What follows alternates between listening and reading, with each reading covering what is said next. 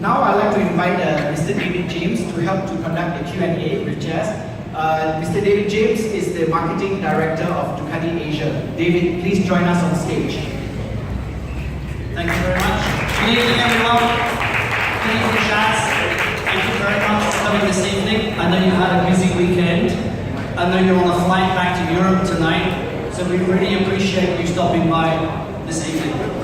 Ladies and gentlemen, who wants to race at the weekend? Are we in a Ducati store or BMW? Who wants to race at the weekend? Okay. Well done for the weekend, especially for race 2. I know Buriram is not an easy track for us. Can you tell us a little bit about the circuit at the weekend?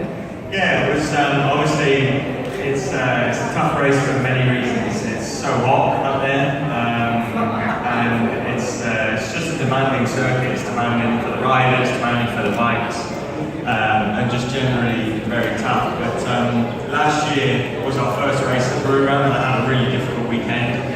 I crashed in both races, pushed too hard and crashed in both races. So this year, with that in the back of my mind, I entered the race weekend, open-minded and try not to think too much about last year and just see what happens. And thankfully, we had a good weekend. Fourth in the first race wasn't great, but the podium in the second race was really what we wanted, and that tells me if I can get a podium in Buriram, then I think that we can be very, very strong once we get back to Europe. In fact, so we move on from Buriram and we go to Aragon, and Aragon is one of not your favourite circuit, but you always do well there. Yeah, for one reason or another, Aragon is always a track where I can go out first practice, and my first flying lap will be probably within a second and a half of my best all weekend. It's just, basically I can reel off the laps and I feel good there. And it's a great circuit as well. Our bike works good there, it's fast and it's flowing, and I think that plays in the character of the Panigale element right now.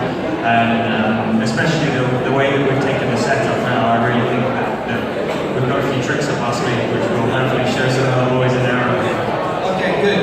So then you come back to Asia, to Sepang in the middle of May, and so everyone here should give themselves to Sepang to see the World Superbike race in the middle of May. Last race in Sepang, you had an incredible race. Race 1, you missed out on the week by like 1,000ths of a second. Yeah. And race 2, you won it by like 1,000ths of a second. Yeah, race 2 at Sepang last year was incredible. It was probably one of the best races all year because it was so strategic. There was Tom Sykes went off like a rocket, and he had, I think, 4 or 5 second lead. Then it was myself in second, and I was playing, time management game as best as I thought I could. And then there was Johnny Ray, who was playing a little bit more careful than me. So we all sort of spread out at the start of the race, and then slowly but surely Tom dropped back. I maintained my pace more or less, and Johnny started creeping forward. So it was just the perfect climax to the race, and it all went down to the last corner, and had to get the elbows out a little bit and make some room, and we managed to pull off the win, which for Sepang, and the great thing is every year I've been a Ducati rider, from 2014 being the first year to 2015 to now 2016. We've taken such massive steps every year where any notion of like a previous bad result on a circuit for whatever difficulty, it just goes out the window because we're going forward that quickly. Sepang in 2014 was a disaster. Sepang 2015 we nearly won both races. Okay.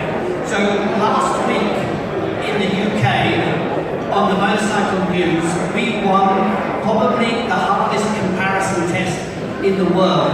The 1299 Panigale won against all of our competition. And it won because it had the fastest lap time, it won because it had the best electronics, and it won because it was the most comfortable. And this is directed. Yeah, really. And all of this is because we're able to fast track the information that these guys learn every weekend. So tell us a little bit about the team. Well, I would say, I'm a small piece of the puzzle. I'm the guy that you see on the Sunday, but in the background, there's a lot of other pieces to the puzzle that really... We work for about 2 hours a week. Exactly. I've got the easy bit, I've got the fun bit as well. But all the guys in the background are the guys that really, really work till they love it, you know, as much as I do. The work that they put in the winter is sort of testament to that. From last year, we were working on our electronics so much, because I think that's an area where we need to improve, especially at the end of races. And I can't believe, actually, and I'm genuinely saying this, I can't believe how good our electronics have got over winter.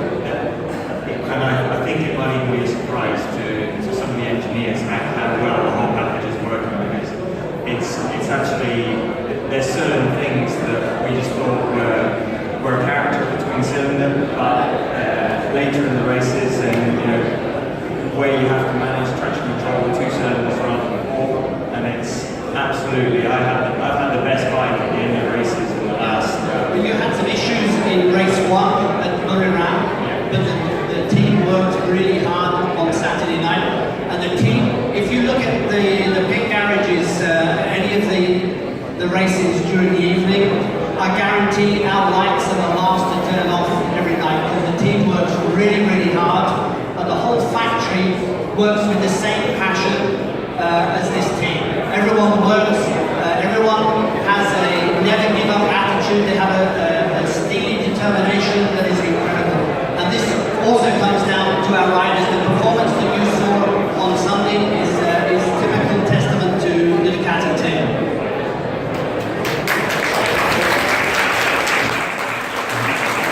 So Chaz, thank you very much for dropping by this evening. We